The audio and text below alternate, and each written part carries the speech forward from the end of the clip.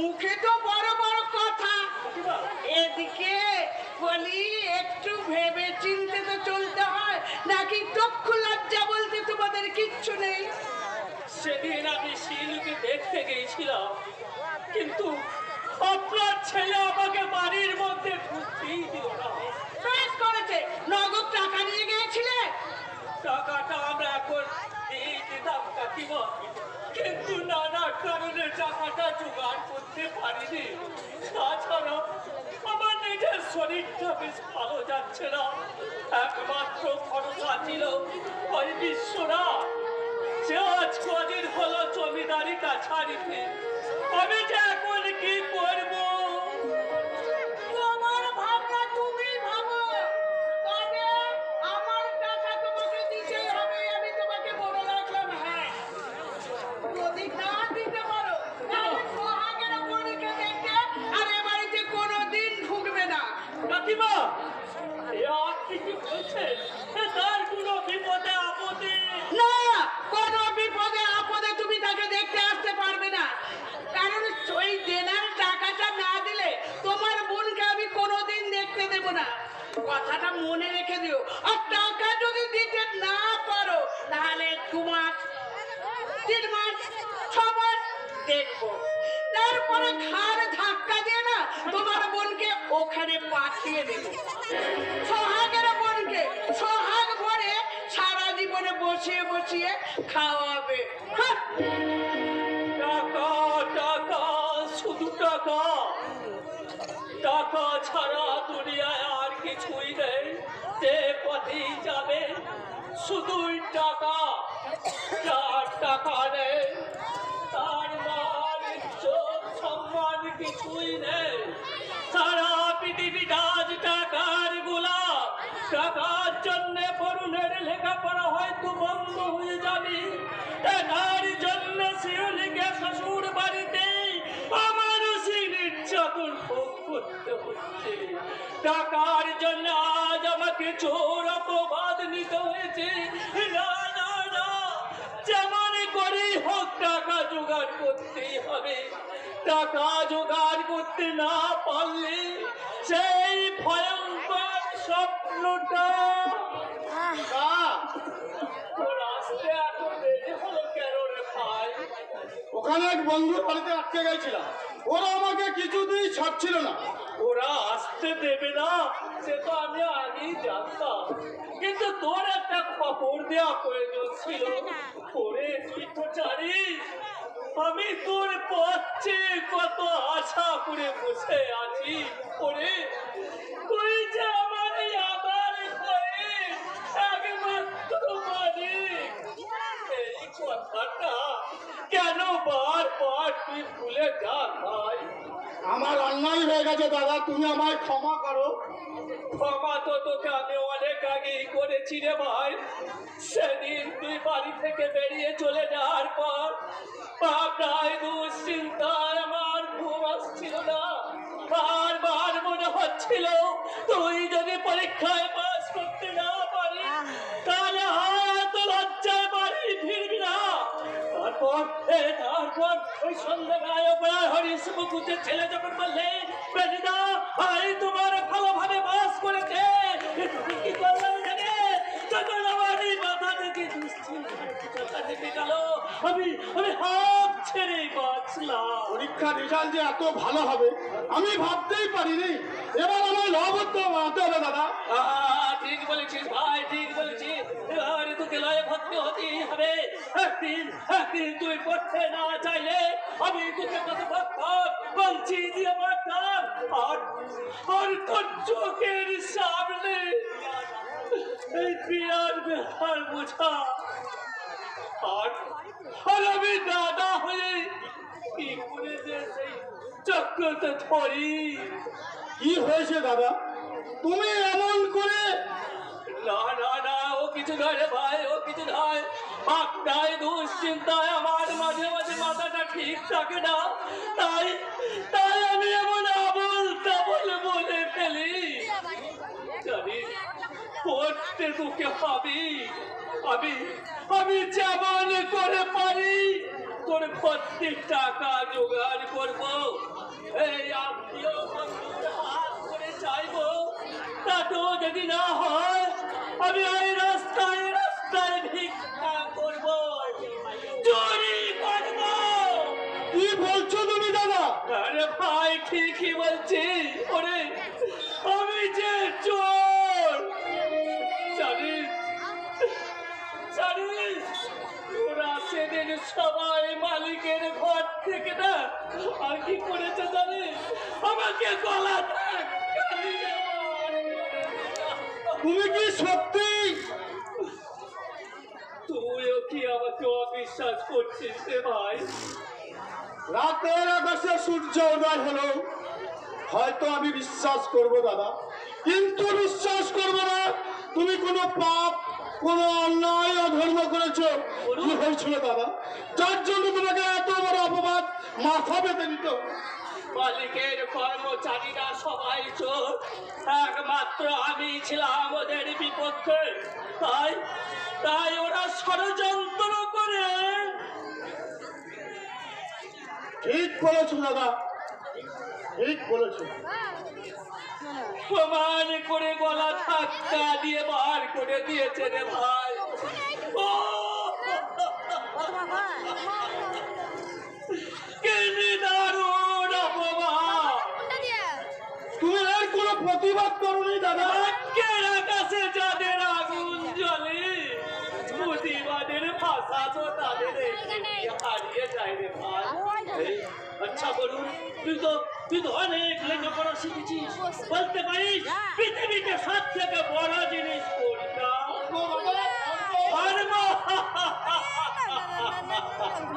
বোকা বোকা, তুই আমার থেকেও বোকা। বলি পৃথিবীতে সব থেকে বড় জিনিস হলো কি জানিস? টাকা টাকা টাকা টাকা টাকা। এই টাকার জন্যে হয়তো তোর একটি লেখাপড়া বন্ধ হয়ে যাবে। তোকে নিয়ে যাবি রোগীর স্বপ্ন দেখেছিলাম, সেগুলো হয়তো বাস্তবে কঠিন আঘাতে এই ব্যাগে চুরি মার হয়ে যাবে। আর শিউলি, কি হয়েছে শিউলি? আমি তাকে ঘিরে একটা ভয়াবহ দুঃস্বপ্ন দেখেছি রে ভাই। তুমি কি পাগল হয়ে গেলে দাদা? পাগল আমি এখনো হয়নি রে ভাই, কিন্তু সেই দুঃস্বপ্নটা যদি সত্যি হয় তাহলে আমি সত্যি পাগল হয়ে যাব। সেদিন রাতে আমি ঘুমাতে পারিনি, শুধু ভেবেছি আর মনের অসহ্য যন্ত্রণায় কেঁদেছি। ও কি নির্মম, কি ভয়ানক সেই স্বপ্ন! স্বপ্নে কি দেখেছিলাম জানিস ভাই? বাকি টাকাটা দিতে পারিনি বলে ওরা সবাই মিলে ছেলের ওপর অমানসিক নির্যাতন করে তাকে চিরদিনের মতো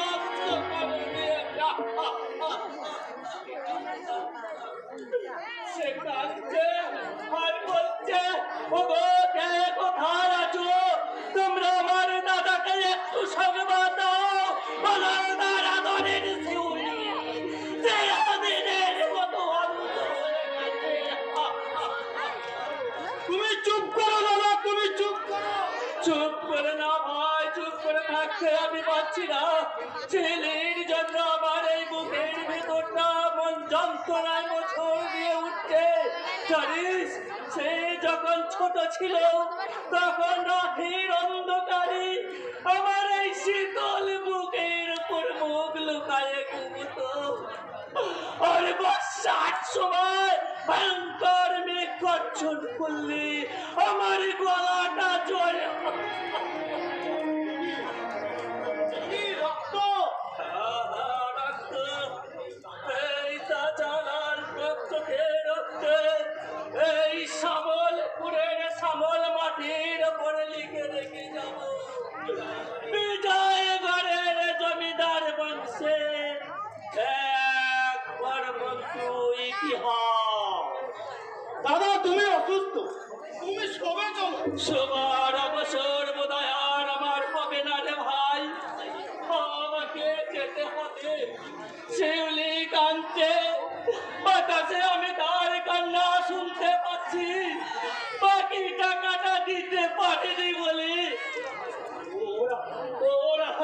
আমাকে বকবক করবে তা করুক, তবু আমি তো তাকে একবার চোখের দেখা দেখতে পাবো। একটা তোমাকে যেতে হবে না বেনিদা, আমি নিজেই চলে এসেছি। কি তোমার একটা বেনিদার আনন্দ লাগে চারুতলায় মানুষ না কষায়। কি হয়েছিল বিশ্বনাথ দা? তুমি তো দুদিন বাড়িতে ছিলে না ভাই। সেদিন বিকালে হঠাৎ জমিদারের পাইপ আমাকে ধরে নিয়ে গেল কাছারিতে। কাছারিতে যাওয়ার পর জানতে পারলাম ওর মানধাতার আমলে বাবা নাকি 1000 টাকা ঋণ করেছিল। সেই টাকার সুদের আসলে এমন পাহাড় প্রমাণ হয়ে দাঁড়িয়েছে যে আমার সর্বস্ব দিল শোধ হবে না। বুঝলাম এটা আমার বিরুদ্ধে একটা সাজানো ষড়যন্ত্র।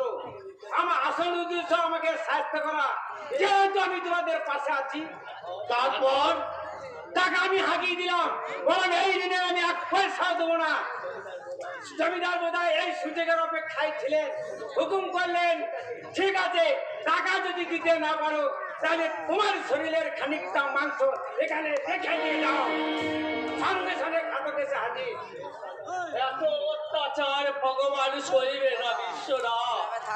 তারপর কি হয়েছিল বলো, তারপর কি হয়েছিল বলো। অন্ধকার কারাকক্ষে পড়েছিলাম 3 দিন। ওরা আমাকে 1 ফুটা জল পর্যন্ত দেয়নি। শুধু একটা লোক রাতের আধারে আসতো একা, কালো আর কালো টাকা। সে আমাকে খাদ্য দিয়ে, পানীয় দিয়ে, ওষুধ দিয়ে আমাকে বাঁচিয়ে রেখেছিল। তা না হলে তো আমি মরেই যেতাম। কে সেই ভদ্রলোক? জানি না ভাই, পরিচয় জিজ্ঞাসা করলে শুধু বলেছিল, কি বলেছিল? দেখো বিক্রম সেন। ও বিক্রম সিং। হ্যাঁ, তারপর আপনার পরিচয় কোনো জানবার অবকাশ পাইনি আমি। তখন ওরা আমাকে ঘর থেকে বার করে নিয়েছিল। তখন জমিদারের গুপ্ত পক্ষে দলিল তৈরি, আমাকে বললেন এখানে সই করে দাও। করিয়ে দেখলাম আমার বাস্তব ভিডিওটুকু ছাড়া সর্বস্ব বিকিয়ে দেওয়া, কিন্তু নিরুপায় আমি, আমাকে তাই করতে হলো। তো হলো না, হলো না। জীবনে বাজার বাসনায় যে ডালটা আমি শক্ত করে ধরেছিলাম, সেই ডালটা আমার এমনি করে ভেঙে গেল। একই রক্ত,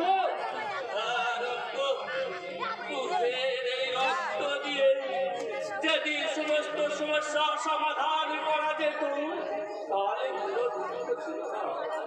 কিন্তু আর কোনো উপায় নেই। তরুণের লেখাপড়া হয়তো বন্ধ হয়ে যাবে, দাদা, কিন্তু শিউলির জীবনে বোধহয় আমি আর শান্তি এনে দিতে পারবো না রে ভাই। শিউলি বইয়ের টাকা যদি তুমি ভেবো না বেনিদা, দরকার হলে আমার ওই ভাঙা বাড়িটাই বিক্রি করে দেওয়া। ওরে, আমাদের জন্য তুই সর্বস্ব খইয়েছিস, বাকি আছে শুধু তোর এই বাস্তু ভিটেটুকু। এইটুকু কেড়ে নিয়ে আমি তোকে গাছতলায় নামিয়ে দিতে পারবো না বিশ্বনাথ। আমি তোকে গাছতলায় নামিয়ে দিতে পারবো না। দুঃখ করিস না বলুন, মৃত্যুর মুখ থেকে আমি যখন ফিরে আসিছি তখন তোর আর শিউলির মুখে আমি হাসি ফোটাবই। না, তোমার একটা হাত নেই। দাদার মুখ দিয়ে ঘটি ঘটি রক্ত হচ্ছে। এই অবস্থায় আমার কি স্বপ্ন দেখা সাজে? তার চেয়ে তুমি আমাকে আশীর্বাদ করো, জীবনের সঙ্গে যুদ্ধ করে আমি যেন জয়ী হতে পারি। তোমাদের এই চোখের সামনে যে আধার আজ ঘনিয়ে এসেছে, আমি যেন সংগ্রাম করে 2 হাতে সে আলো সরিয়ে দিয়ে সেখানে যেন সত্যিকারের শান্তির দ্বীপ জ্বেলে দিতে পারি, শান্তির দ্বীপ জ্বেলে দিতে পারি। মানুষ করে দেবতা ভাঙে। বেনিদা চেয়েছিল অরুণ ব্যারিস্টার হবে, পুরনো জমিদারি আইন করে ফিরিয়ে নিয়ে আসবে, কিন্তু হলো না। বিধাতার নির্মমে কথা খাতে সব ছিন্ন ভিন্ন হয়ে গেল। পথ নাই, কোনো পথ নেই।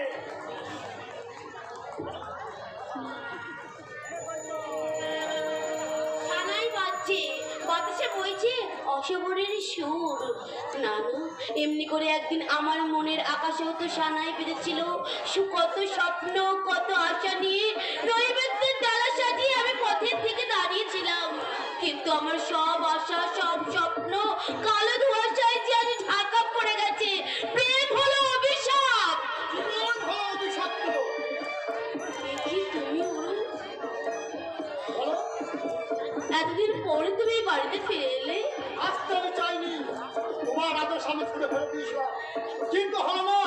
নিয়তি অনেক প্রতিদিন টাকা হাতে হাতে প্রতিজ্ঞা ভেঙে চুরমার হয়ে গেল।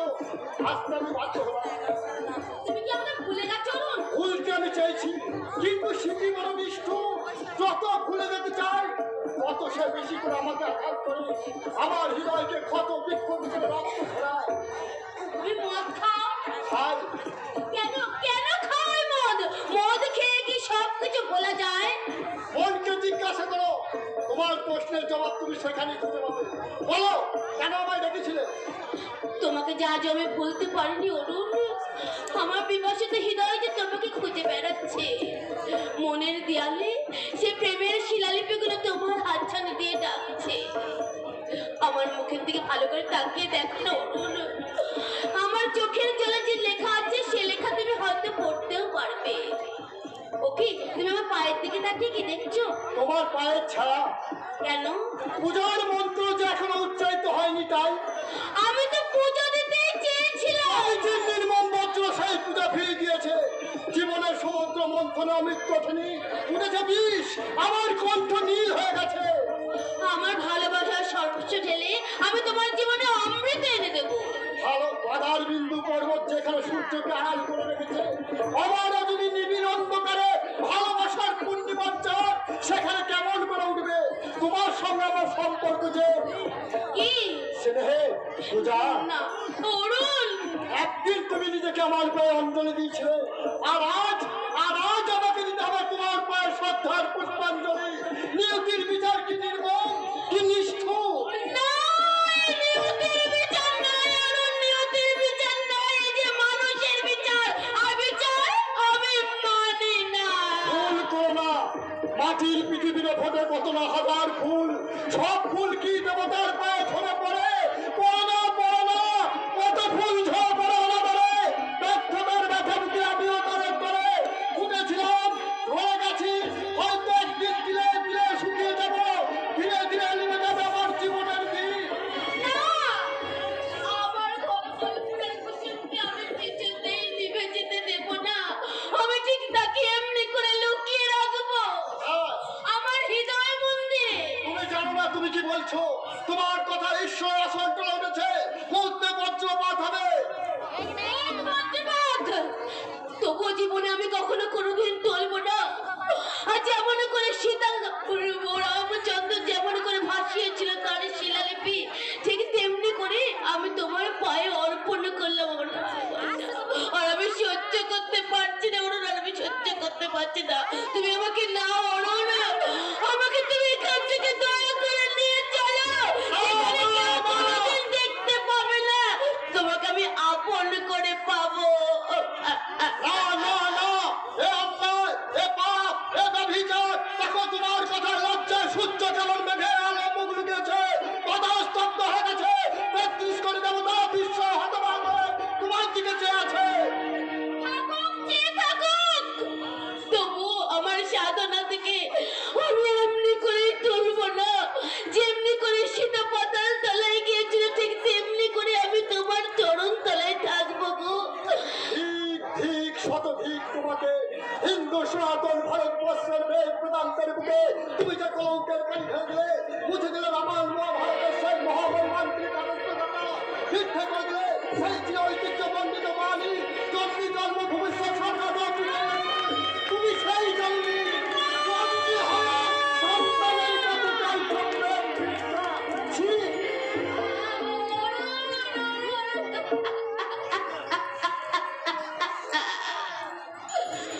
আমাকে তোমার এত ঘৃণা করে অরুণ, তবে কেন বলো, তুমি কেন আমাকে ভোলার জন্য দিনের পর দিন তুমি মদ খাচ্ছ?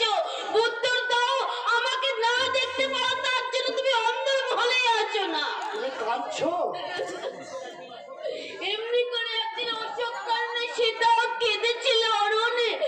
রাম সীতার নামে সাগরে যে শিলা ভাসমান করেছিল, আর তুমি সব ভুলে গেছো অরুণ।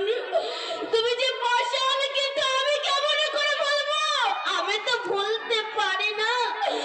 মনে পড়ে সেই দিনের কথা, যেই দিন তুলসী তলায় তুমি আঙুল কেটে আমার শীতেতে সিঁদুর পরিয়ে দিয়েছিলে, আমার সন্ন্যাসীতে রাঙিয়ে তুমি প্রতিজ্ঞা করেছিলে। না, না, না, ভুলে যাও সেই অতীতের স্মৃতির কথা। পাষাণ ফেলে চৌচির হয়ে যাবে। ওই পাষাণের বুক থেকে আমি যে ঝর্ণা ঝরাবো গো, ঝর্ণা ঝরাবো। উৎস সেখানে শুকিয়ে গেছে, জীবনের বাড়ি ধারার সেখানে কোনোদিনই বইবে না। তুমি ফিরে যাও, আমার হৃদয়কে রক্তাক্ত করো না। নিজের ব্যথা তোর মধ্যে আমার মনকে বুঝবার চেষ্টা করো। ব্যথায় হয়তো তোমার দু চোখে জল ঝরে, কিন্তু আমার কান্না তুমি কি কখনো শুনতে পাওনি? তোমার মতো আমিও যে দিন রাত কালি ব্যর্থতার বোঝাবো, তপ্ত দীর্ঘ শ্বাস ছাড়ি, কিন্তু কোনো উপায় নেই, কোনো উপায় নেই। তোমার আমার মিলনের মাঝে একটা পৃথিবী তোমার। তার চেয়েই ভালো তুমি কেঁদে কেঁদে নিজেকে নিঃশেষ করে দাও, আর আমি মদের বিষাক্ত ক্রিয়া।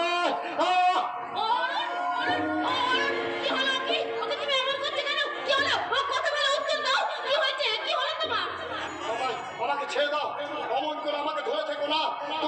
তোমার দেহের আকাশের বিদ্যুৎ আমার মনের গহন অরণ্যে অনেক অনেক রাত, অনেক অন্ধকার। দাও দাও, ছেড়ে দাও, ছেড়ে দাও। আমার এই অসুস্থ দেহ মনের অংশের ভাগ তুমি চেও না। আমার বুকে জ্বলছে অভিশাপের আগুন, তুমি কাছে এলে পুরো ছাই হয়ে যাবে। তুমি চলে যাও, তুমি চলে যাও। আমার এই অভিশপ্ত জীবনের ব্যথা আমাকে একা বইতে দাও, একা বইতে দাও, একা। চলে গেল অরুণ, তুমি তো চলে গেল অরুণ আমাকে কোথাও শুনিয়ে, কিন্তু আমি কেমন করে তোমাকে ভুলে থাকবো তুমি বলো অরুণ? সেই নিষ্ঠুর ভগবান আমার মধ্যে এত দুঃখ কষ্ট নিয়ে গেল, এই পৃথিবীতে আর দ্বিতীয় কোনো মেয়ে না জন্মায়। জন্মিলেই মরিতে হবে, অমর কে কোথা কবে। মনে হচ্ছে মনের বাঁধ ভেঙে প্লাবন নেমেছে। পাখি যে সেকলে কেটে উড়ে গেছে। বাবা, না কুকুর, সে তো বটি, তবে পিলিতি নয়, দেশি কুত্তা। তোমাকে আমি চাবুক মারবো। এক কথাটা আগে বলতে হয়, চাবুকটা আমি সঙ্গে করিয়ে আনতাম। মেঘদূত বাবু আপনি? I am extremely sorry. জান বিজয় দেবী আপনাকে ডাকছে। যাচ্ছি, তবে আপনার সঙ্গে আমাদের কিছু কথা ছিল। আপনাদের খোকা বাবু যে খুব অসুস্থ, তাই যদি দয়া করে একবার আমার ঘরে আসবেন, আপনার সঙ্গে সাক্ষাতে সব আলোচনা করব। ও খোকা বাবুজি একবার ডর উতলে উঠছে। নেশা কেটেছে, তোমার স্পর্ধা সীমা ছাড়িয়ে যাচ্ছে ডাক্তার। সত্যের স্পর্ধা অন্যের রক্ষে অতিক্রম করে সর্বদাস।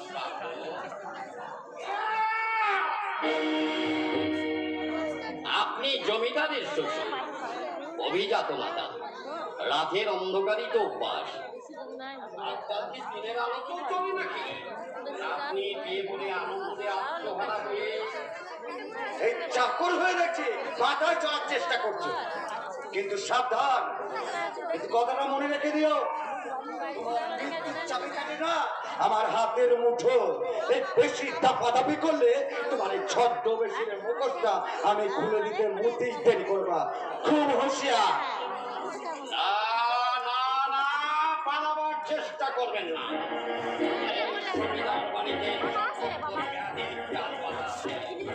আমি জানতে চাই তুমি আমার পর থেকে সরে যাবে কিনা। না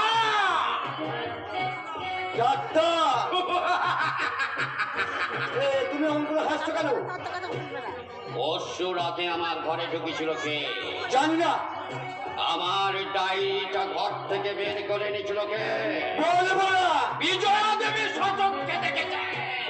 স্বীকার করি না। কেমন করে স্বীকার করাতে হয় আমি জানি। এটা কি দেখতে পেয়েছ? এর একটা গুলিতে আপনার জীবনের দিন টপ করে নেমে যাবে। আশা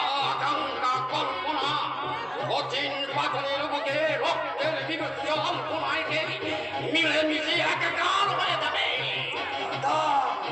চুপ! বলুন বলুন কোথায় রেখেছেন আমার ডায়েরি? বলুন কোথায় রেখেছেন আমার সেই জীবনের ঐতিহাসিক বই? বলুন, নতুবা নতুবা আপনাকে আমি কুকুরের মতো করে ডাক্তার, আমি দিচ্ছি দিচ্ছি। না আমার না ভাই, বন্ধুকে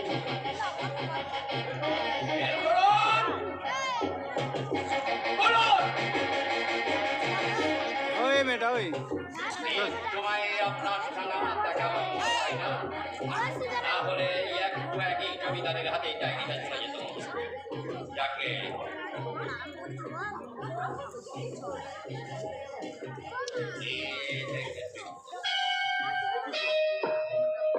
ওই করো। দেখি আমি আপনার গীত দাস।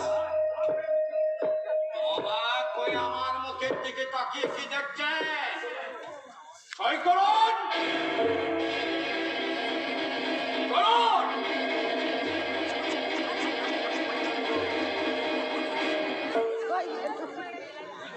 আমি জানি আনন্দ রায়ের চাবুকের খায় আজ আপনার পিঠ রক্তা। প্রতিশোধ ক্রিয়ায় আপনি উন্মাদনার নেশায় নিজের উদ্ধত যৌবনা কুমারী কন্যাকে পর্যন্ত বলে দিয়েছেন এক বার্ধক্য বিচরিত বার্ধক্যের আর সে তার অতিরিক্ত যৌবনের জয় আপনাকে অভিশাপ দিয়েছে। আপনার নামে কুকুর পুষেছে। অপমান, কি নিদারুণ অপমান! আর সেই অপমানের প্রতিশোধ নিতে রাত আপনার চোখে ঘুম কেড়ে নিয়েছে। তাই আপনি চান এই জমিদারি বাড়ি থেকে চলে চলে শ্মশান করে দিয়ে চরম অত্যাচারের প্রতিশোধ নিতে। তাই আমিও চাই আজ থেকে আপনাকে আমি দলিল করে সঙ্গে নিলাম, তবে সহযোগী বন্ধু হিসাবে নয়, কীটদাস রূপে। ডাক্তার, তুমি কি ওই জিনিসটা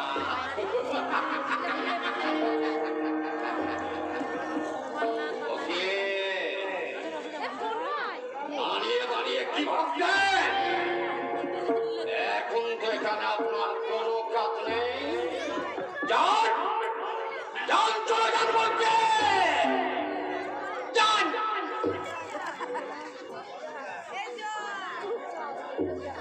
ষড়যন্ত্রের জাল বিস্তার করে সারা জমিদার বাচ্চাকে আমি ছেয়ে ফেলেছে। এইবার নির্বোধ আনন্দ রায়,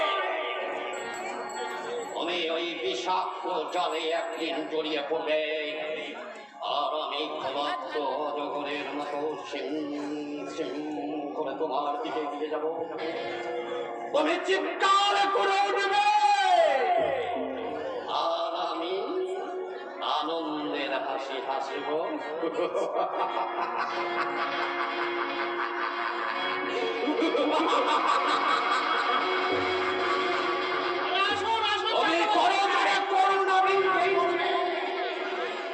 আর আমি তোমাকে তিলে তিলে গ্রাস করব।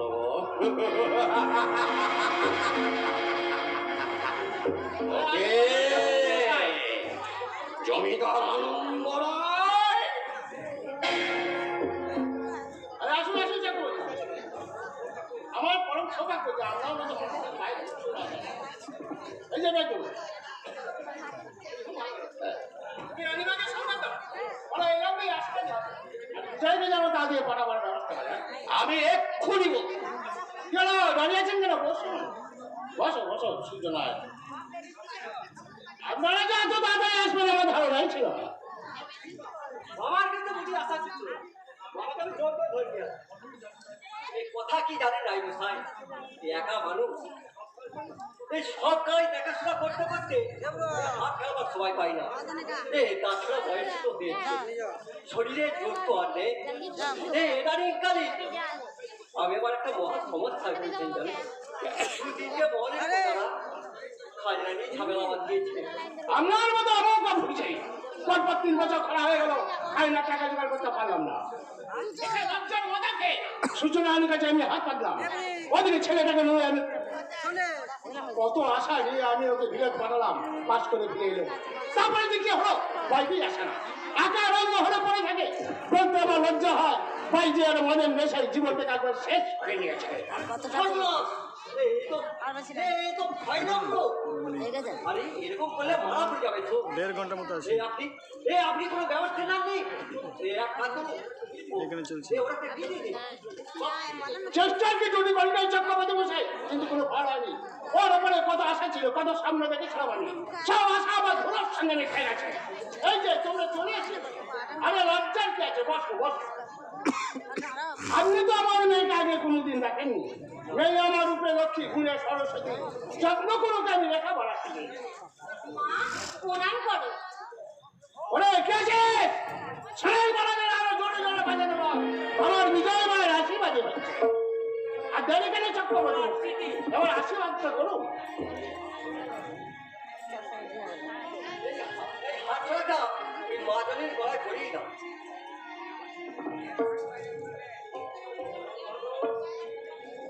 কুমার বাহাদুর, আপনার চিঠি। হ্যাঁ ঠিক আছে, তুমি যাও, আমি আসছি।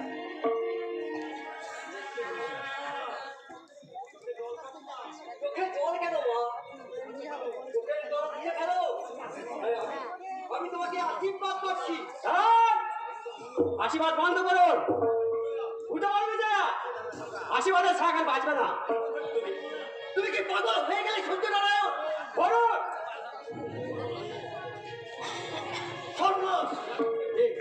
আমি কি দেখছি? শুনবেন? তাহলে শুনুন, আপনার মেয়ে কুমারী বিজয় দেবী বিধবা।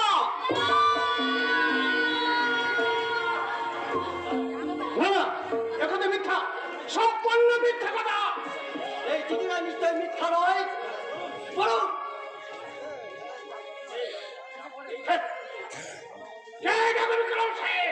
যাই হই না কেন, জনগণ জানতে চায় সেটা ঘটনার কথা উল্লেখ করেছে। সে ঘটনা সত্য না মিথ্যা?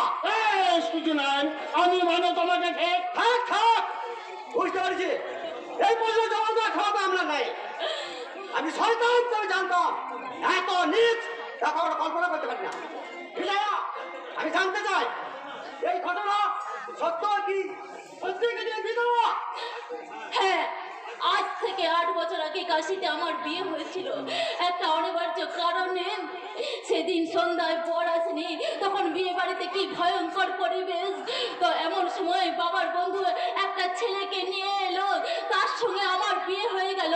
তারপর বিয়ের পর জানতে পারলাম সেই ছেলেটা অনাথ। বাবা তাকে একবারে অপমান করে তাড়িয়ে দিল সেই বাসর ঘর থেকে।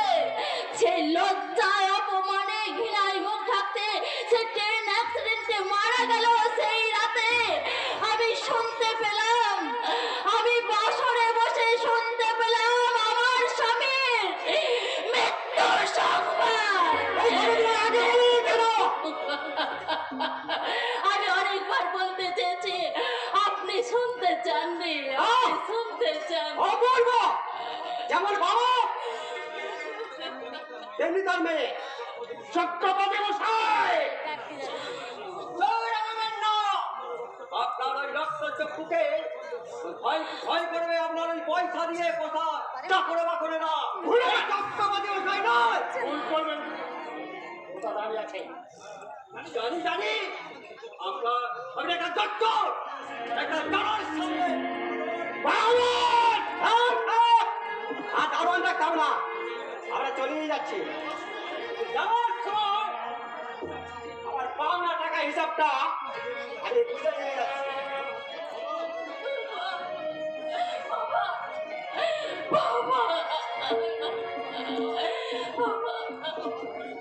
আমার খরিদটা বললো আমি জাহাজে তুলতে যাচ্ছি।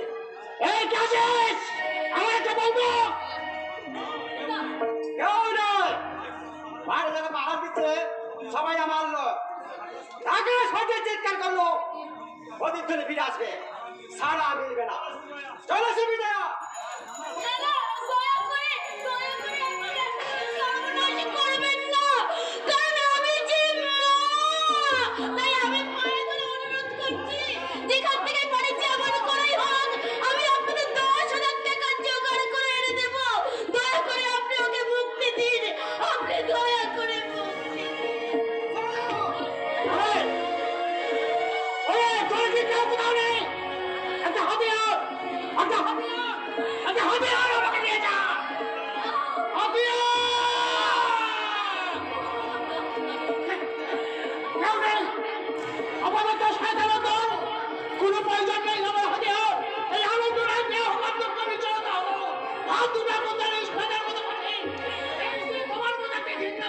মেয়েকে গলা টিপে হত্যা করে। আমার দম! এখান থেকে আক্রমণের চেষ্টা করবে না। আর হাতে গুলি ভরা পিস্তল।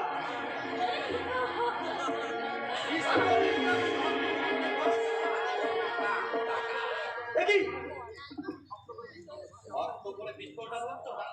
ডাক্তার চুপ!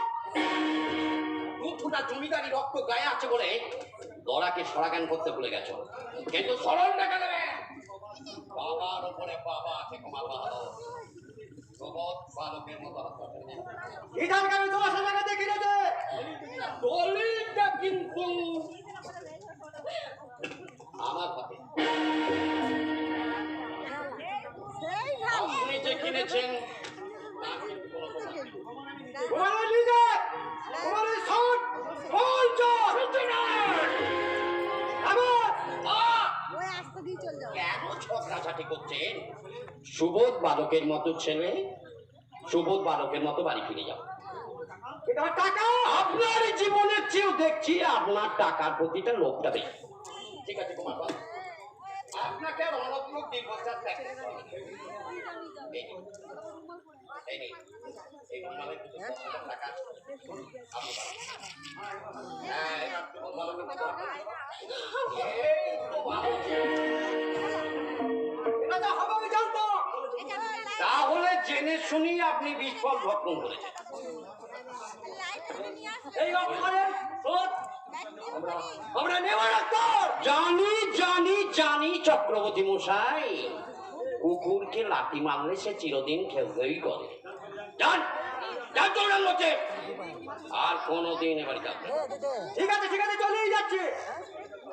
যাওয়ার সময় বলে যাচ্ছি আমার এলাকার মধ্যে কোনোদিন কখন যদি দেখতে পাই তাহলে সেদিন তোমার যে একটা একটা করে ছাগান করে এই অপমানের চরম প্রতিশোধ নেব। চলে যাও মামাগো। অপমান অপমান নিদারুণ অপমান। আমার বাড়িতে দাঁড়িয়ে কেউ কোনোদিন আমাকে একটা কথা বলতে সাহস করে না। আর আজ আমার সে প্রতিপত্তি সব ধুলোর সঙ্গে মিশে গেল। রানীমা রানীমা আপনারা বিজয়ী যাও বিজয়। মৃত্যু, সত্যি তুমি মৃত্যু, তুমি আজ আমার ইজ্জত বাঁচালে, একমাত্র কন্যা সম্ভব রক্ষা করলে। বলো মৃত্যু বলো, কি পেয়েছে তুমি আমার কাছে? আজ তুমি যা চাইবে আমি তোমাকে তাই দেবো। আপনি কিছু দিতে চাইলে আমি তো নিতে পারবো না, কারণ আমি জানি আপনি আমার প্রভু আর আমি আপনার বেতনভুক্ত ভৃত্য। তাই যতদিন এখানে আমি থাকবো ততদিন আপনাকে শুধু আমি দুহাত করে সেবাই করে যাব। আশীর্বাদ করো কোনো কারণে কখনো যেন আমার কর্তব্য থেকে বিচ্যুত না হই। এর চেয়ে বেশি কিছু না। মানুষ নয় দেবতা, কিন্তু না, এইভাবে আমি ওকে বঞ্চিত করবো না। ওর মুক্তির দাম আমি কড়াই গন্ডায় শোধ করে দেবো। ও আমার 10,000 টাকা দিয়ে ইজ্জত বাঁচিয়েছে, আমার কন্যাকে মুক্তি দিয়েছে, আর আমি দেবো আমার সম্পত্তির হাতে। সর্বনাশ হয়ে গেছে হুজুর, সর্বনাশ হয়ে গেছে। ডাকু বিক্রম সিং আমার দুটো হাত কেটে নিয়েছে। কি নিদারুণ যন্ত্রণা।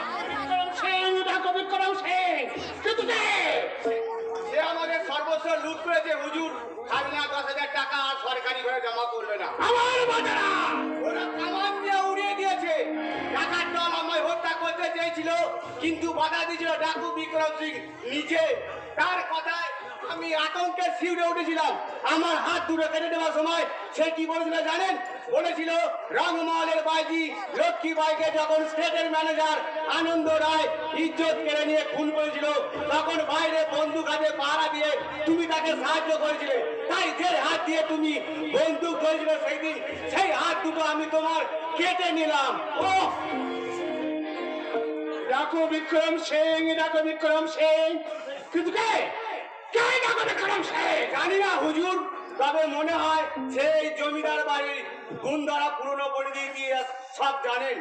যদি বাঁচতে চান তাহলে আপনি তার সন্ধান করুন, নতুবা আপনাকে সাহায্য করার জন্য আমার যেমন দুটি হাত গেছে তেমনি পাপের ইতিহাস রচনা করার জন্য হয়তো ডাকু বিক্রম সিংয়ের হাতে আপনার প্রাণটাই চলে যাবে, আপনার প্রাণটাই চলে যাবে।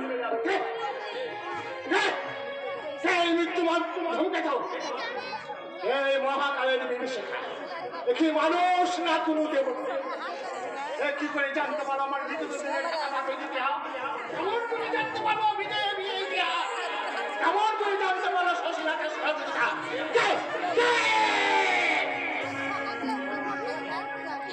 কেউ না বাতাস।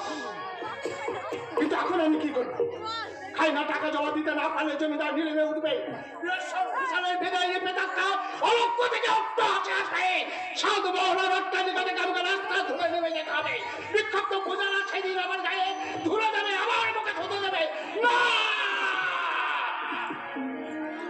ঈশ্বর, তোমার কি কোনো বিচার হবে না? ঈশ্বর, এর কি কোনো বিচার হবে না?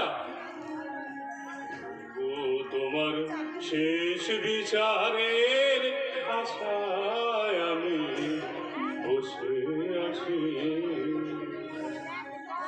রাজ কাছারির দেউরিতে হায় শেষ বিচারের আশায়, তোমার শেষ বিচারের আশায় আমি বসে আছি, তোমার শেষ বিচারের আশায় আমি বসে আছি।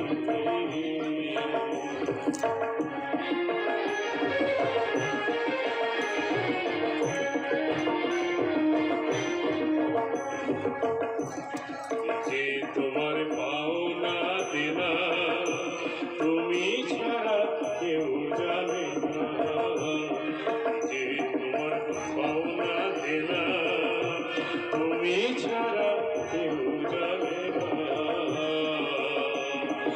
অপর জনে তা মানে না, ডিগ্রি নিয়ে শাসায়, হায় জীবনের বেচা কেনার পেশা, শুনব বলে বসে আছি শেষ বিচারে, তোমার শেষ বিচারে আশায় আমি বসে আছি।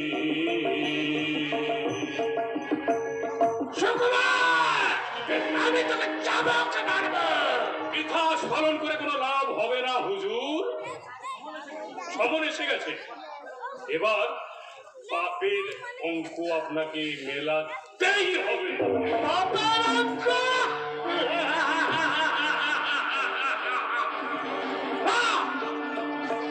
বিশ্বাস করি না, মানে না পাপের অন্ধকার বই যাব।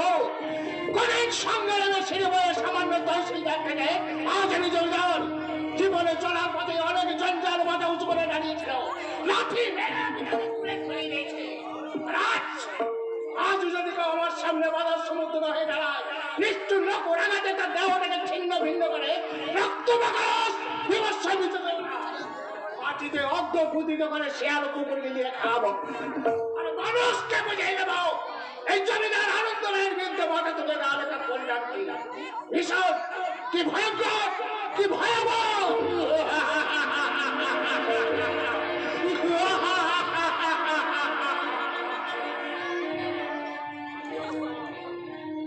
হাসি আসে না, অথচ আমার মুখে একটু হাসি দেখার জন্য কত ব্যাকুলতা, আর আর আমার মুখে মিষ্টি কথা শোনার জন্য কত প্রেম সম্ভাষণ, অথচ আমি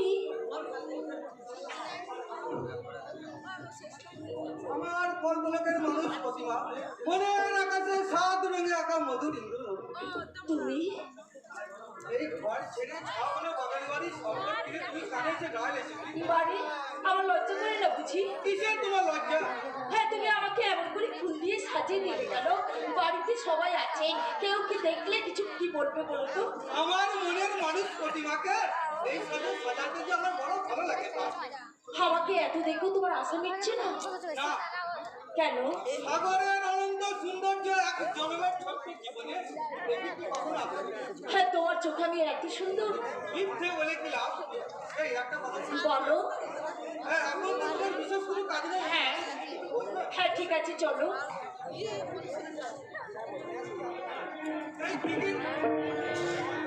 এই দিঘির জলটা বড় সুন্দর, তাই না? মানুষের চোখের জল বোধহয় আরো বেশি সুন্দর, কিন্তু কিন্তু সেই জল বড় তপ্ত, বড় বেদনা।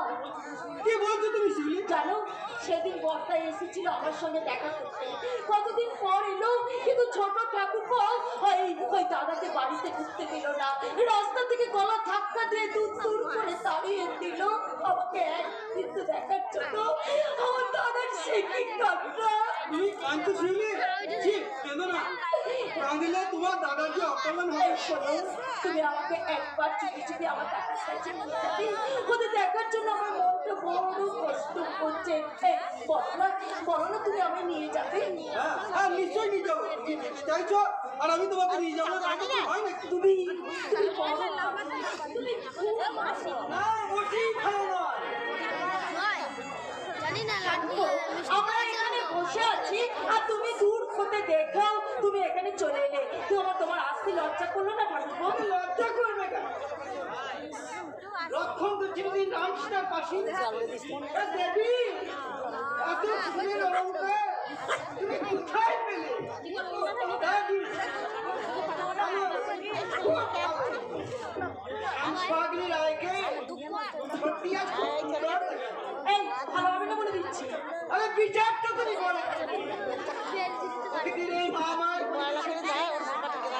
একবার চোখ মিলে চেয়ে দেখো, আকাশের বুকে মেঘের মৃদু সঞ্চার, বাতাসে ফুলের গন্ধ, কুঞ্জে কুঞ্জে ভ্রমণের মতো গুঞ্জন, ফুলের ওই বৃক্ষ থাকে হৃদয়ের সুমধুর কলঙ্কার। এমন সময় তুমি বসে আছো ভাবের আবেশ থেকে সুতরাং দেহ বন্ধনীকে ফুলের সাথে সাজিয়ে এবার তুমি বলো, তোমাকে শ্রীমতী রাধাকে কল্পনা করে কোনো অন্যায় করি? ঠাকুরপো, ফুলের অঙ্গরাগুলি সাজানো তোমার ওই মধুর মূর্তি দেখে আজ আমার একটা গানের কথা বারবার মনে পড়ে। কোন গানটা? শতদয়াল ঘেরা এই নীল সরস্বতী জলে সেদিন কাঁসার কলসিতে ভেসে দিচ্ছে যে গানটা তুমি গাইতে। ও মা, তুমি পাশ থেকে শুনেছো বুঝি? গাইতে বৌদি, ও যখন অত করে বলছে তুমি গানটা গেয়ে শুনি দাও না। হ্যাঁ, ঠিক আছে, তাহলে তুমি আমার পাশে বসে থাকো। এসো এসো, এখানে বসো, আমি গাইছি। মায়াময় মধুরাতে হাতখানি রাখো হাতে, ফুলো সাজে কুঞ্জবনে, রাতে ফুলো সাজে কুঞ্জবনে। মায়াময় মধুরাতে হাতখানি রাখো হাতে, ফুলো সাজে কুঞ্জবনে, রাতে ফুলো সাজে কুঞ্জবনে।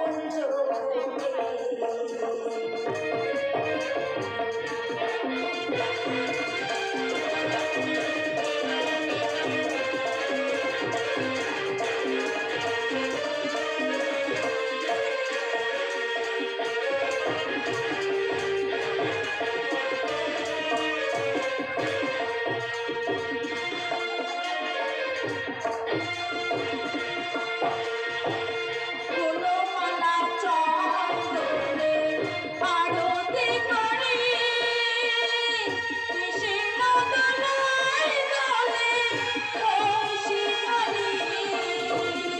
ফুলমালা চন্দনে আরতি করি, কৃষ্ণ দোলায় দোলে কলসি ধরি।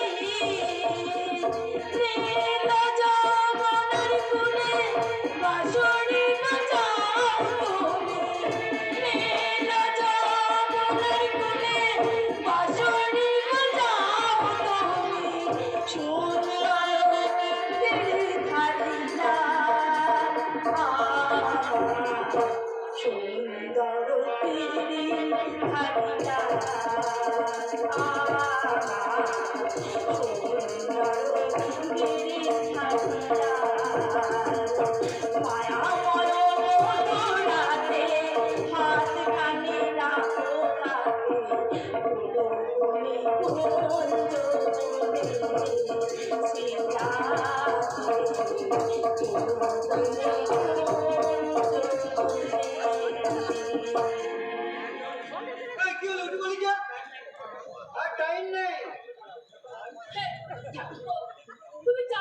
ছেড়ে দাও ভাই। বাড়িতে বসে থেকে কি করবো? মা, কিন্তু তুমি দেখেছো তুই চলে যাচ্ছিস, দেখিস কলকাতায় যদি আমার জন্য কিছু একটা হয়, সে তোমাকে কিছু বলতে হবে না বাবা।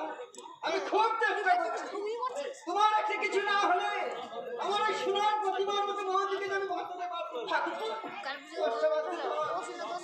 যাও, পায়ে টিপে দাও। ঠাকুরপো, কলকাতায় গিয়ে আমি তোমাকে চিঠি দেবো। চলি, কেমন? আরে না না, বলো আসি। হ্যাঁ, আসি।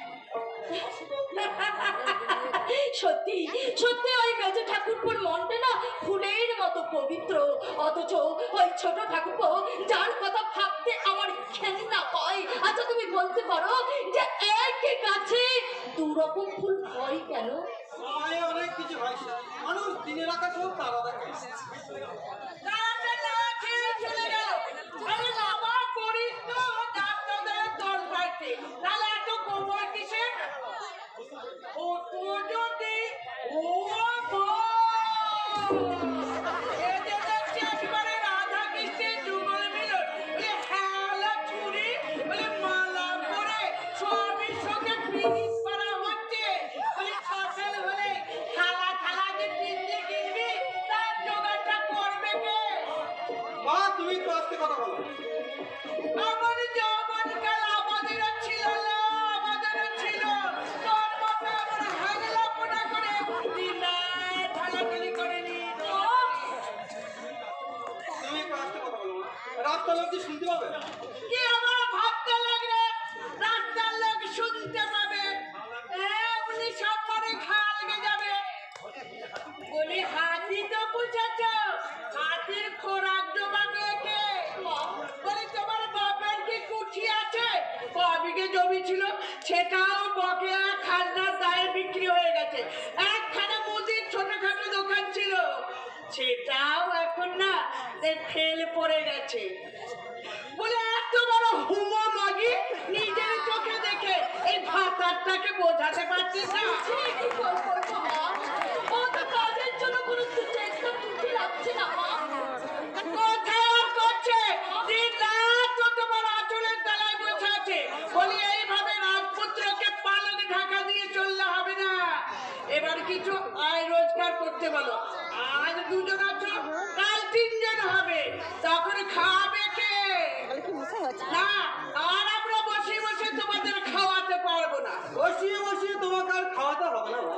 নিজে উপার্জন করতে না শিখলে এই বাড়ি ভাত আমি আর কোনোদিনই খাবো না। খুব যে চেটান চেটান কথা বলছে। বলি যা না, তাই কর না। কে তোকে মাথা দিব্যি দিয়েছে শুনি? বলি লজ্জাও লাগে না? পুরো মাথা খেতে খেতে মরছে, আর বলি মাগি মিনিচেতে মজা করে বসে বসে দিচ্ছ। মা, একটা কিছু করো। বলি সামনের মাস হতে বাড়িতে টাকা পয়সা না দিলে দুটোকে কিন্তু ছেটিয়ে বাড়ি থেকে তাড়াবো। হ্যাঁ, এই কথাটা বলে রাখছি, মনে থাকে যেন। এই, তুই আমার ঠক করে দাঁড়িয়ে আছিস কেন? বলি ফুলের মালা পরে পিরিত করা বাদ দিয়ে বাড়ি চলো। আজ ভাই দিকিয়া, সে কথাটা মনে নেই? আমি বলে দুটো উনুন জেলে একেবারে জলে পুড়ে মরছি, আর উনি কি না ঢং করে জলের ঘাটে স্বামীকে এসে সোহাগ দেখাতে। এসো, বাড়ি এসো, আর যেন তোমাকে কাঁদতে না হয়। চলো বাড়ি চলো। কেন? আমি এখান থেকেই চলে যাবো। কি বলছো তুমি? উপার্জন করতে পারি না বলে পদে পদে পদে আমি অপমানিত হচ্ছি। আর কত অপমান সহ্য করো তুমি বলতে পারো? যেমন করি হোক, এবার আমার নিজের পায়ে ভর দিয়ে দাঁড়াতে হবে। সব করে যদি না পারি, চুরি করে ডাকাতি করে যেভাবেই হোক উপার্জন করতে হবে। ওগো, তুমি পাগল হয়ে গেলে। পাগল এখন আমি হয়নি, শিউলি তবে এরপর সত্যি একদিন পাগল হয়ে যাবো। মা মরে যাওয়ার পর একদিন নাই, দুদিন নাই, প্রতিদিন প্রতি মুহূর্তে শুধু অপমান অপমান আর অপমান। আমার শরীরে তো কত কি গরম। আমি তো রক্তে মাংসে করে একটা মানুষ, আঘাত করলে আমার চোখ দিয়ে জল পড়ে। সে কথা তুমি তো জানো, চেষ্টা করতে আমি করিনি, কিন্তু আমারই দুর্ভাগ্য নয়, কিছুতেই কিছু জুটাইতে পারলাম না। তাই ভাবছি যতদিন আমি দুহাত ধরে উদ্ধার করতে শিখবো, ততদিন আমি আর এই মুখই হবো না। চলো, তাই হবে চলো। এখন তবে তো এখন নয়, সেই সকাল থেকে তোমার পেটে কিচ্ছু করেনি। আগে ভাবে চলো, তারপর সুস্থ মাথায় ভেবে ভালো বুঝবে তাই করবে। চলো না, আবার পাগলামি করে। চলো না, চলো। তুই যাও, আমার কথা জবাব না পাওয়া পর্যন্ত আমি কিছুতেই তোমাকে যেতে দেবো না। চলো চলো চলো। আমার সর্বস্ব কেড়ে নিয়ে তোমাকে আমি এইভাবে বিছুতেই আমি যেতে দেবো না। এক একটা সিন অনেকক্ষণ করে করছি। ছেড়ে দাও, তুই ছেলে মানুষের কথা শুনলি, আমাকে যেতে দাও। আমার কথা জবাব না পেলে আমি কিছুতেই হ্যাঁ হ্যাঁ, আমাকে উত্তেজিত করেছিলি, আপনি নেটে দেখতে পারবেন। মনে রেখে দিও। হ্যাঁ পথের আবর্জনা কিভাবে দূর করতে হয় তা আমি জানি। আমিও জানি তোমাকে কিভাবে আটকে রাখতে হয়। বেশ, এবার তুমি যাও তো দেখি কেমন করে তুমি যাবে। না আমাদের আগের মতো হলো না, বাস শুনো, না না না। চলে যাও।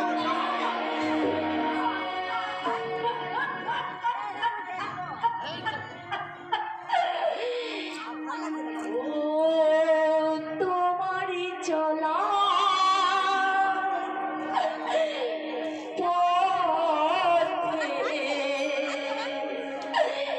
দিয়ে যেতে চাই আমি, একটু আমার ভালোবাসা।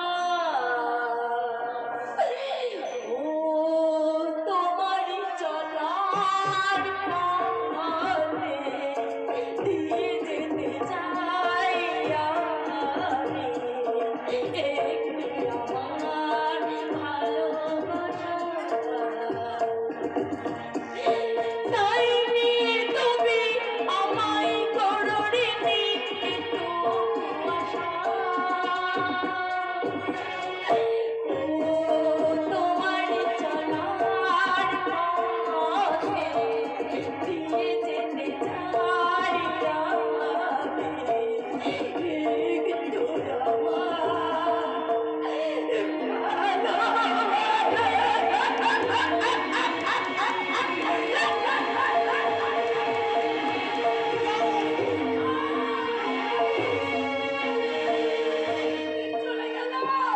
চলে গেল, আমাকে ছেড়ে দিয়ে ও চলে গেল।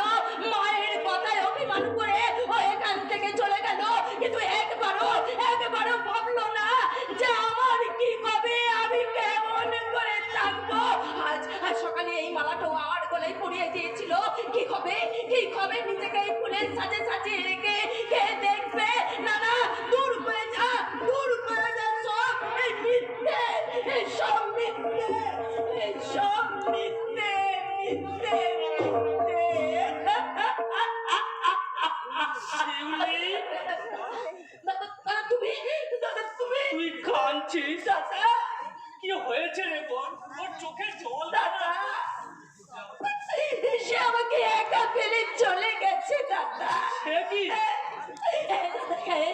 এর মধ্যে সংসারে এমন কি ঘটনা ঘটলো যে সে তোকে বাড়িতে ফেলে রেখে একা বাড়ি থেকে চলে গেল? কিন্তু তুমি জানো দাদা, ওর কাজ নেই, অনেকদিন ধরে ও বেকার হয়ে বসে আছে।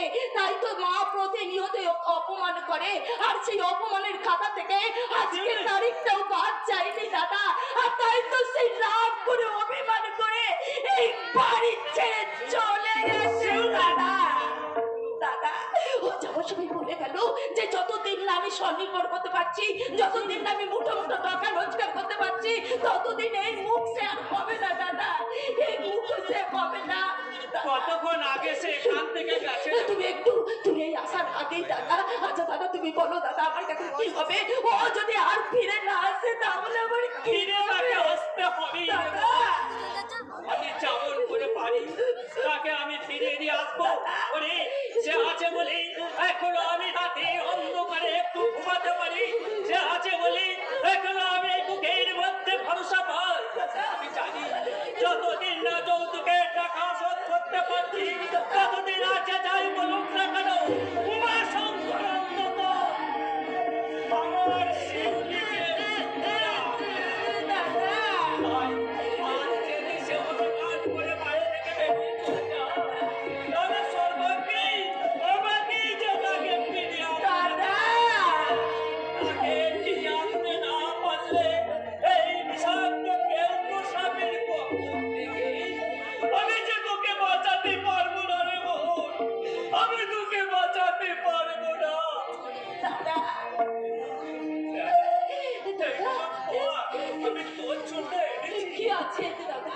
নারকেল লাড়ু তুই ছোটবেলায় নারকেল লাড়ু খেতে ভালোবাসলি তাই আমি নিজে হাতে এগুলো বানিয়ে এনেছি রে বল আর ঘর ভিতরে একটা কাপড় আছে জেনে শুনলাম একটা কাপড় দিতে পারিনি বলে তোর শাশুড়ি বড় মোটা দিয়েছিল রে তাই এই কাপড়খানা ওই মন্ত সব জয়গুলো দোকান থেকে আমি কিনে এনেছি রে বোন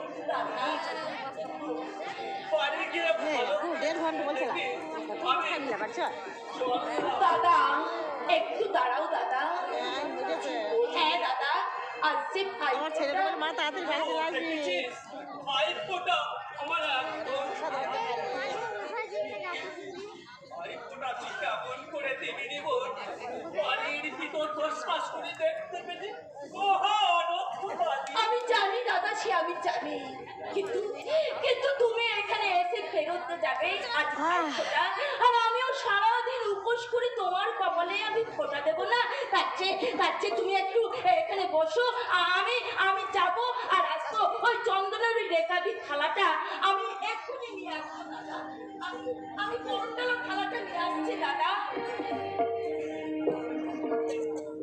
এই পুকুর ঘাটে হ্যাঁ দাদা হ্যাঁ ওই বনে বসেও তো ঈশ্বরের সাধনা করা যায় দাদা তুমি কিচ্ছু ভেবো না তুমি বসো আমি যাবো আর আসবো এই দিনে প্রতি বছর শিলি মেঘনা চলে স্নান করি নূতন শাড়ি পরি হসতে হসতে আমাদের নমস্কার। ভাইয়ের কপালে হয়েছে ভালো? হ্যাঁ ভালো হয়েছে দাও কত হাসি ভালো হয়েছে। কত আনন্দ শেষ হয়ে গেল তোমার? ওর ও মুখে। শেষ হয়ে গেল আমার শেষে আর আমরা আদর করে ওর মাথায় হাত বুলিয়ে দিয়ে কত আশীর্বাদ আর আর একটা ফোঁটা দেওয়ার জন্যে কত লোক চুরি কত চলনা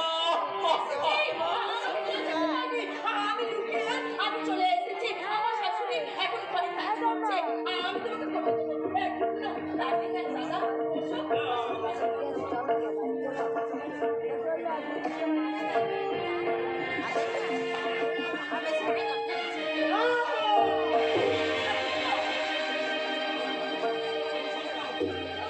বলি শঙ্কর আসনের বেড়া করে বাড়ির দরজাটা বন্ধ তাই বুঝি চুপি চুপি বোনের কাছে ফোঁটা নিতে এই বাগান বাড়িতে এসেছি। কিন্তু না এই সুযোগ আমি তোমাকে দেব না এই ভক্তির নৈবেদ্য আমি নরকময় দেখতে বলি শঙ্কর তুমি কি মানো তোমার পূর্বপুরুষের একটি তাই ছিল কিন্তু ওর সাথে স্বাধীনের কথাটি এই মধ্যে ভুলে গেলে না ভুলিনি সেই লজ্জাস্কর অপমানের কথা আমি কোনোদিন ভুলব না ভাই তবু বোনের বাড়ি তো মুখে জুতো মারতে মারতে হবে বলো তবে আর আসার প্রয়োজন হবে না এই বোনটাকে না আমরা পাকাপাকি ভাবি পাঠানোর ব্যবস্থা করেছি বোনকে তো আমরা বাড়িতে রাখবো বলে বোনের বিয়ে দিইনি আরে টাকা না দিতে পারলে আই করতে হবে বলো ঘর বোনের টাকা কবে দেবে জোর করতে হবে না বই সময় হলে ঠিক দিয়ে যাব বোনের বিয়ে যখন দিয়েছি টাকা দিতে স্বীকারও যখন করেছি তখন ঠিক দিয়ে যাব কিন্তু একটা অনুরোধ হয় যতদিন না তাদেরকে টাকা দিতে পারছি আমার একটা অনুরোধ আমার এই মহারা বলটিকে তুমি না নির্যাতন করো না নির্যাতন করো না এদের নিয়ে আর পড়া যায় না কিন্তু ভালো মানুষের মেয়ে তোমার এখনো সময় হয় বেডি মাধব যে বলি যৌতুকের টাকা এনেছো বুঝি টাকা আমরা কোনো জোগাড় করতে পারিনি কাকিমা তাহলে এসেছো কিসের জন্য জানো না যৌতুকের টাকা শোধ না করতে পারলে তোমাকে আমি হ্যাঁ তোমাদের খনি এই খবরদার এবারে ত্রিসীমানায় আসবে না খবরদার আসবে না বলে দিচ্ছি আপনি আমাকে তাড়িয়ে দিচ্ছেন কাকিমা হ্যাঁ হ্যাঁ দিচ্ছি বেশি বলি, তোর পায়ের জুতোটা কি ছিঁড়ে গেছে বাবা? পাচ্ছি না, ওই আলোপে মুন্সের মুখে খা কত। তাই মারুন, মেরে মেরে একেবারে শেষ করে দিন। থেমে যাক জীবনের গান, অবসানক অভাবের করুণ আত্মনাদ। নেমে আসুক সবুজ পৃথিবীর বুকে এক মৃত্যুর কদধ্বনি, নিশ্চিহ্ন হয়ে যাক অভিশপ্ত ঘোষাল বাড়ি, এক মর্মন্তুক ইতিহাস।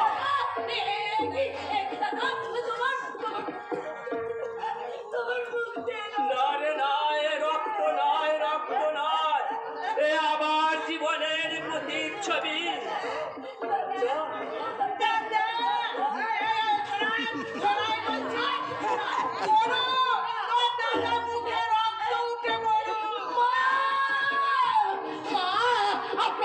আপনার ওই মনটাকে পাথর দিয়ে করা, আপনি কি কোনো সন্তানের জননী নন মা? আজ যদি আমার দাদা না হয়ে আপনার নিজের সন্তান হতো, তাহলে কি আপনি পারতেন আমার দাদার এইভাবে মরণ কামনা করতে? আপনি কি পারতেন এইভাবে আমার দাদাকে অভিশাপ দিতে? বলুন মা, আপনি কি পারতেন মা?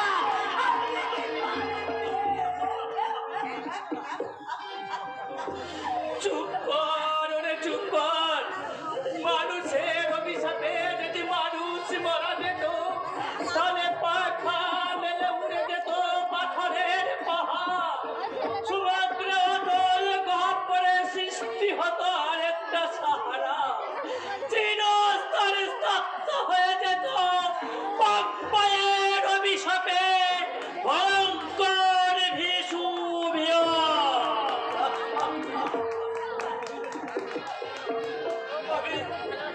আমি চলে যাচ্ছি কাকিমা। দুঃখের আকারে ভাগ্যের আকাশ থেকে যে বিপুলের সম্পত্তি ছিনিয়ে দিতে না পারি, তাহলে এই বাড়ির বিষাক্ত কুলিকোনা আমার পদচিহ্ন আর কোনোদিন পড়বে না। কোনোদিন আর আমি এ বাড়িতে আসবো না। শুধু দূর থেকে চেয়ে দেখবো। আরে ভাববো আমার সুতার সামনে শিউলি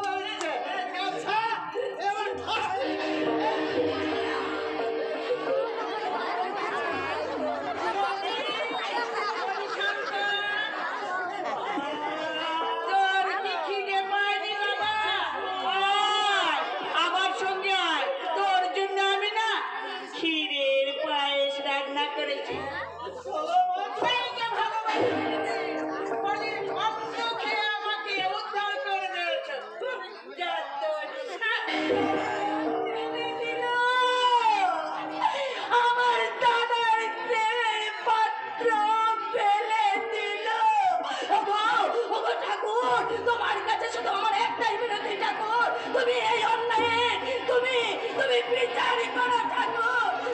বিচার করো